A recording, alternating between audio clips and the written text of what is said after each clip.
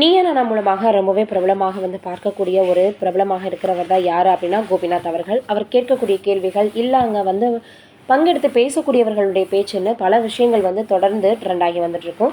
இந்த வாரத்தில் தாமதமாக பிள்ளை பெற்றவர்கள், அதே போல் எரிச்சலாகக்கூடிய பிள்ளைகள்னு பல கேள்விகளை கோபிநாத் அவர்கள் கேட்டிருக்கிறாரு. அதில் நடந்த சுவாரஸ்யமான விஷயங்களை பற்றி தான் நம்ம இந்த வீடியோவில் பார்த்து தெரிஞ்சுக்க போகிறோம். விஜய் டிவியினுடைய முன்னணி ஷோவாக தொடர்ந்து பல ஆண்டுகளாக வலம் வந்துட்டுருக்குது எது அப்படின்னு பார்த்தோன்னா நீயா நானா. இதில் ஒவ்வொரு வாரமும் ஒவ்வொரு வித்தியாசமான தலைப்போட இந்த ஷோ ஆரம்பமாகும்.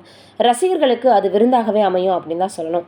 ஆங்கர் கோபிநாத் அவர்கள் அந்த வகையில் இந்த வாரமும் வித்தியாசமான தலைப்போட ரசிகர்களை கவர்வதற்காக நீயா நானா ஷோவை இவர் பார்த்தோன்னா வழங்கி வந்திருக்கிறாரு.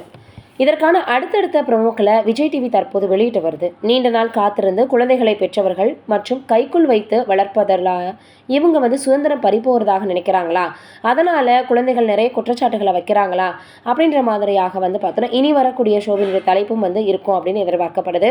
மிகவும் சுவாரஸ்யமான தலைப்போடு தான் இப்போ பார்த்தோன்னா கோபிநாத் அவர்கள் கடைசியாக பார்த்தோன்னா நிகழ்ச்சியை தொகுத்து வழங்கியிருக்கிறாரு.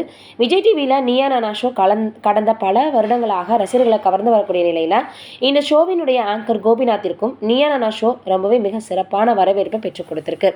அதற்கு ஏற்றார் போல தான் இந்த ஷோவிற்கு தன்னுடைய மிக சிறப்பான ஆங்கரிங்கையும் கொடுத்து வராரு. இதையும் தாண்டி வேற யாராலையுமே சிறப்பாக நடத்தி கொடுத்து விட முடியாதுன்னு நினைக்கக்கூடிய அளவுக்கு பாராட்டுகளை பெற்று வராரு. இந்த நிலையில் ஒவ்வொரு வாரமும் ரொம்பவே சுவாரஸ்யமான தலைப்போடு தான் தொடங்குவார். இதற்கான அடுத்தடுத்த ப்ரொமோக்கள் பார்த்திங்கன்னா வெளியாகி வந்துக்கிட்டே இருக்கும். இப்போ வெளியாகி இருக்கக்கூடிய ப்ரொமோ மிகப்பெரிய அளவில் எல்லோருடையுமே எதிர்பார்ப்பை ஏற்படுத்தியிருக்கு அப்படின்னு தான் சொல்லணும்.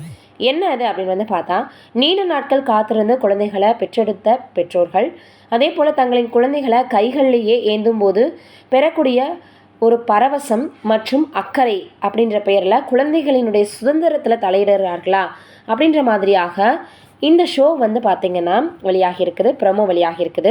இந்த நிகழ்ச்சியினுடைய முதல் ப்ரமோவில் 8 வருடங்கள் கழித்து தன்னுடைய குழந்தையை பெற்றெடுத்த நிலையில் அவனை கையில் வாங்கும்போது 8 வருடங்கள் தான் பட்ட துன்பங்கள் எல்லாமே போயிடுச்சுன்னு ஒரு அம்மா சொல்கிறாங்க. மற்றொரு அம்மாவோ தாய்மை என்ற சந்தோஷத்தை தன்னுடைய மகள் கொடுத்ததாகவும் அதை தன்னுடைய வாழ்நாள் முழுவதும் மறக்க முடியாது அப்படின்னு கண்கலங்க பேசுகிறாங்க. அதை கேட்கும்போது அவருடைய மகளுமே கண்கலங்கி அழுததை நம்ம பார்த்திங்கன்னா அந்த காணொலியில் பார்க்க முடியுது.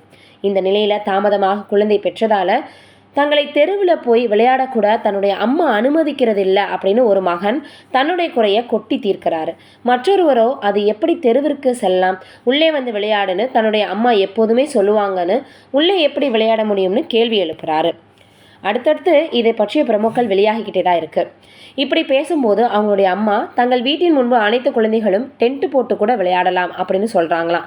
இது குறித்து கோபிநாத் அவர்கள் கேள்வி எழுப்பியதையும் தற்போது வெளியாகி இருக்கக்கூடிய ப்ரமோவில் மிகப்பெரிய அளவில் சுவாரஸ்யமான ஒரு விஷயமாக பார்க்கப்படுது.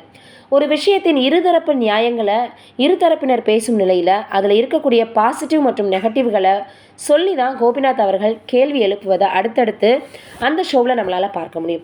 அந்த வகையில் அடுத்து வரக்கூடிய வாரங்களும் இது போன்ற தலைப்பில் பார்த்தோன்னா இந்த ஷோ போகும் அப்படின்னு எதிர்பார்க்கப்படுது. ரொம்பவே சுவாரஸ்யமான ஒரு விஷயமாக இப்போ இருக்கக்கூடிய குழந்தைகளுக்கு அது இருக்கும் அப்படின்னு எதிர்பார்க்கப்படுது. நீங்கள் என்ன நினைக்கிறீங்க இதை பற்றின்றதை மறக்காமல் கீழே இருக்கக்கூடிய கமெண்ட்டில் சொல்லுங்கள். நன்றி, வணக்கம்.